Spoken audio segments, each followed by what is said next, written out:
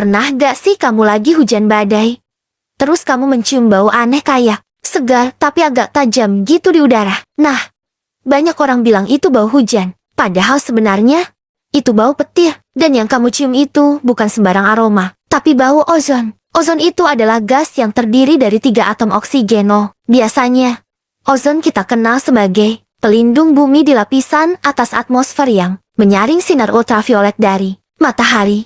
Tapi ternyata, ozon juga bisa terbentuk di dekat permukaan bumi, terutama saat ada kilat. Ketika petir menyambar, suhu di jalur petir bisa mencapai 30.000 derajat Celcius. Panasnya gila banget sampai-sampai bisa memecah molekul oksigen di udara jadi atom-atom oksigen bebas. Nah, atom-atom oksigen ini kemudian bergabung lagi dengan molekul oksigen lain, membentuk alias ozon. Dan itulah yang membuat udara setelah kilat jadi punya aroma khas tajam, segar, dan agak mirip dengan bau di sekitar mesin fotokopi atau alat listrik besar. Ozon ini gampang tercium karena dia punya aroma kuat. Bahkan dalam jumlah kecil banget sekitar 0,01 ppm aja udah bisa dideteksi hidung manusia. Jadi, pas badai petir terjadi, ozon yang terbentuk di udara terbawa angin ke bawah. Dan kita pun mencium bau petir itu, yang sebenarnya bau ozon hasil reaksi listrik alam. Fun fact nih, aroma ozon sering dianggap menyegarkan.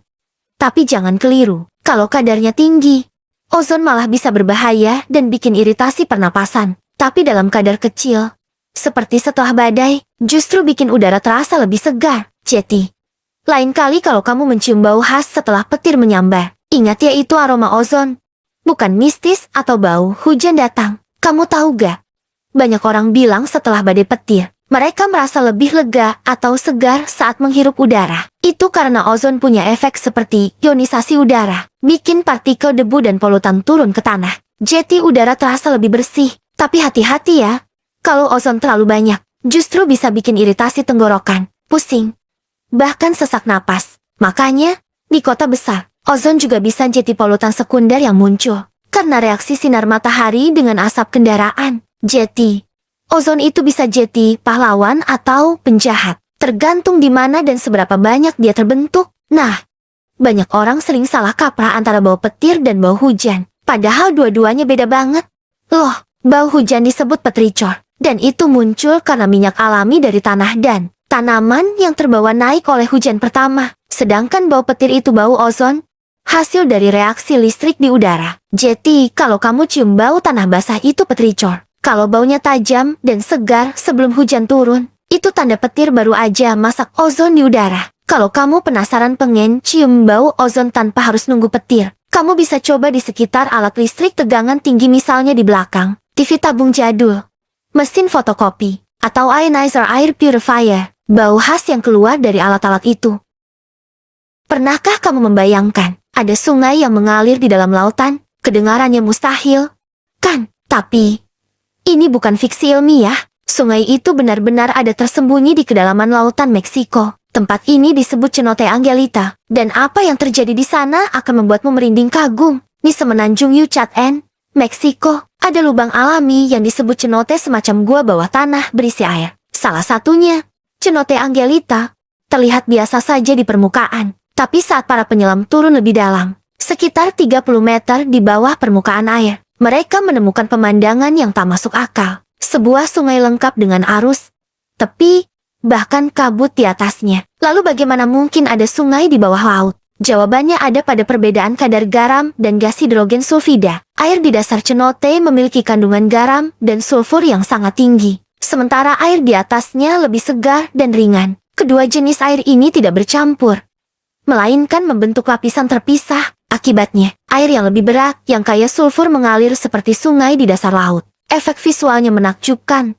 seperti kabut misterius yang menutupi dasar gua. Bagi para penyelam, pemandangan ini terasa seperti memasuki dunia lain. Di bawah sana, mereka melihat pohon tumbang, tebing, dan jalur sungai yang nyata semuanya terbentuk dari endapan dan ranting yang tenggelam. Banyak penyelam mengaku merasakan sensasi aneh, seperti berenang di dalam mimpi. Ada yang mengatakan, begitu menembus lapisan sulfur, pandangan jadi buram, bau menyengat seperti telur busuk, dan suasananya benar-benar sunyi. Ternyata, Cenote Angelita bukan satu-satunya. Fenomena sungai bawah laut juga ditemukan di Laut Hitam Black Sea. Bahkan di lepas pantai Australia dan Mesir, semua terjadi karena prinsip yang sama. Perbedaan kepadatan air dan kandungan kimia. Fenomena ini disebut Heleklin, batas alami antara air tawar dan air asin. Beberapa penyelam profesional pernah menceritakan pengalaman tak terlupakan di Cenote Angelita. Ketika mereka menembus lapisan kabut itu, mereka tidak bisa melihat apapun selain warna putih keruh. Lampu senter nyaris tak menembus tebalnya sulfur. Salah satu penyelam mengatakan, rasanya seperti masuk ke dunia roh. Suara menghilang. Cahaya lenyap. Hanya sunyi dan tekanan air. Beberapa bahkan sempat kehilangan orientasi arah. Karena lapisan sulfur ini mengandung hidrogen sulfida, yang jika terhirup dalam jumlah besar bisa berbahaya. Itulah sebabnya, hanya penyelam berpengalaman tinggi yang diizinkan turun ke lapisan itu. Sungai bawah laut ini indah, tapi juga mematikan. Lapisan hidrogen sulfida bisa membunuh makhluk laut kecil yang masuk terlalu dalam. Karena itu, di bawah sungai ini hampir tak ada kehidupan. Namun di sekitarnya, justru muncul ekosistem unik yang memanfaatkan zat kimia ini untuk bertahan hidup. Para ilmuwan menyebutnya sebagai ekosistem kemesintetik. Makhluk yang hidup bukan dari cahaya matahari, melainkan dari energi kimia.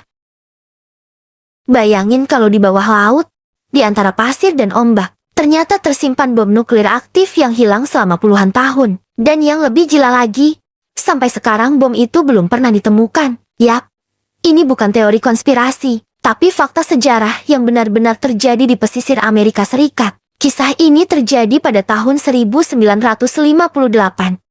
Di tengah panasnya Perang Dingin, sebuah pesawat bomber militer Amerika jenis B-47 Stratojet sedang melakukan misi latihan dari pangkalan udara di Georgia. Mereka membawa satu bom nuklir bertenaga 3,8 megaton bom dengan daya ledak lebih dari 250 kali bom Hiroshima. Namun saat penerbangan malam itu, terjadi tabrakan di udara antara pesawat mereka dan jet tempur lain. Untuk mencegah ledakan di udara, pilot diperintahkan untuk menjatuhkan bomnya ke laut tepat di sekitar Teluk Tybee, dekat pantai Savannah, Georgia. Pilot berhasil menjatuhkannya di area perairan dangkal, dan untungnya, tidak ada ledakan.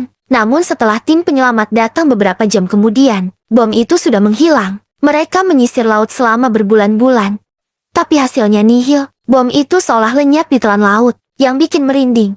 Bom ini bukan bom palsu latihan. Menurut dokumen deklasifikasi, bom itu mengandung uranium dan plutonium, material radioaktif yang sangat berbahaya. Pihak militer awalnya bilang tidak ada inti plutonium di dalamnya, tapi beberapa laporan kemudian membantahnya. Artinya, kalau bom itu rusak, atau suatu hari ditemukan oleh nelayan tanpa sadar, bisa menimbulkan kontaminasi radioaktif di perairan. Sekitar beberapa dekade setelah insiden itu, militer AS beberapa kali mencoba mencari bom tersebut lagi, terutama setelah tekanan publik meningkat. Pada tahun 2004, seorang penyelam bernama Derek Duke bahkan mengaku menemukan area dengan tingkat radiasi lebih tinggi dari normal di Teluk Tybee. Namun setelah diselidiki, pihak Angkatan Udara menyatakan tidak ada ancaman radiasi serius, dan pencarian resmi dihentikan lagi. Hingga sekarang, misteri Tybee Bomb masih jadi teka-teki. Ada yang percaya bom itu terkubur jauh di dasar lumpur,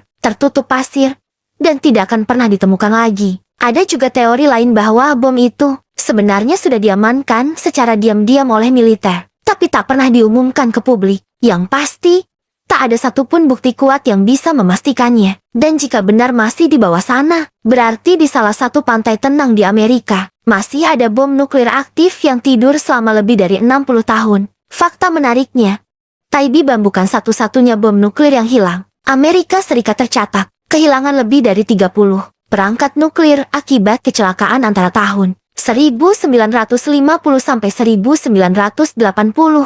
Istilah resminya adalah Broken Arrow, artinya insiden kehilangan atau kerusakan senjata nuklir tanpa risiko perang. Sampai hari ini, pemerintah Amerika menyebut Tybee Bomb sebagai tidak berbahaya.